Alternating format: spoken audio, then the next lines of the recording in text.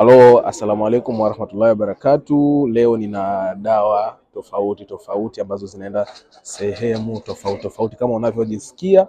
Hizi ni dawa za watu watatu tofauti. Kuna mbili ambazo zinaelekea Musoma, lakini kuna moja ambayo inaelekea Mwanza, lakini kuna moja ambayo inaelekea hapa Dar es Salaam.